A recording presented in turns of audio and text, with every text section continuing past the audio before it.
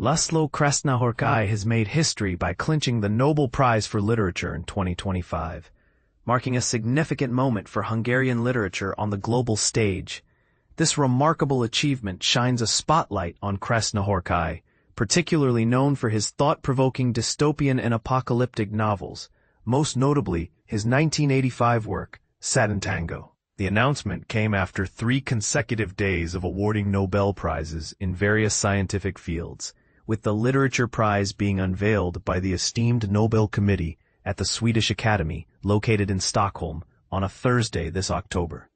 The Academy lauded the 71-year-old author for his compelling and visionary oeuvre that, in the midst of apocalyptic terror, reaffirms the power of art, a tribute to his profound influence on contemporary literature. Krasznahorkai's unique narrative style and thematic depth have garnered him numerous accolades over the years.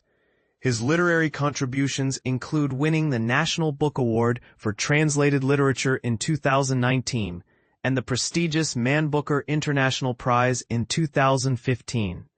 Notably, both Satantango and The Melancholy of Resistance have been brilliantly adapted into feature films, showcasing the visual potential of his intricate storytelling. Born in Gyula, Hungary in 1954, Krasznahorkai burst onto the literary scene with Satantango, an intricately woven narrative that delves into the lives of inhabitants in a crumbling Hungarian village on the brink of change, prior to the dissolution of Soviet rule.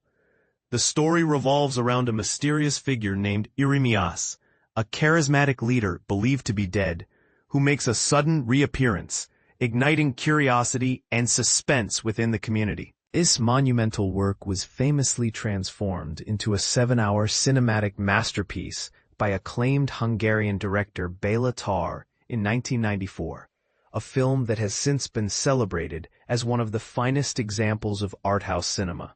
Another of Krasznahorkai's distinguished novels, The Melancholy of Resistance, unfolds over several days in a provincial Hungarian town, depicting apocalyptic happenings amidst significant social unrest in the Eastern Bloc. The Nobel Academy highlighted Krasznahorkai's distinct style, characterized by lengthy sentences and uninterrupted paragraphs that captivate readers for pages on end.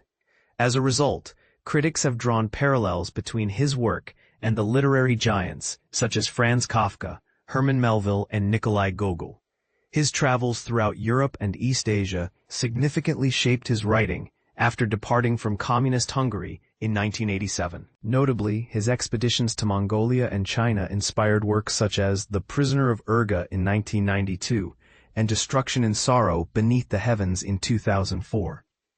Interestingly, other prominent authors such as the renowned Haruki Murakami, Canadian novelist Margaret Atwood, British-American writer Salman Rushdie, and Chinese avant-garde author Kan Xu were also speculated to be in the running for this esteemed award. Each year, the Nobel Prize nominations emerge from a vast pool of recommendations made by thousands of academicians, university faculty, scientists, former laureates, and members of parliamentary assemblies. It's fascinating to note that the nominees' identities remain a secret for half a century. In the previous year, the Literature Prize was awarded to South Korean author Han Kang, acclaimed globally for her novels The Vegetarian and Human Acts. The Nobel Committee commended her for her intense poetic prose that confronts historical traumas and exposes the fragility of human life.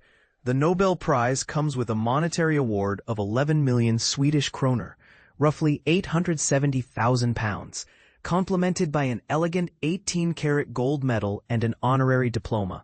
Krasznahorkai is scheduled to formally receive these accolades in a ceremony set for December in Stockholm. Since its inception in 1901, the Nobel Prize for Literature has been conferred 121 times, with recent honorees including Annie Ernaux, Bob Dylan, Abdulrazak Gurna, Louise Gluck, Peter Handke, and Olga Tokarczuk.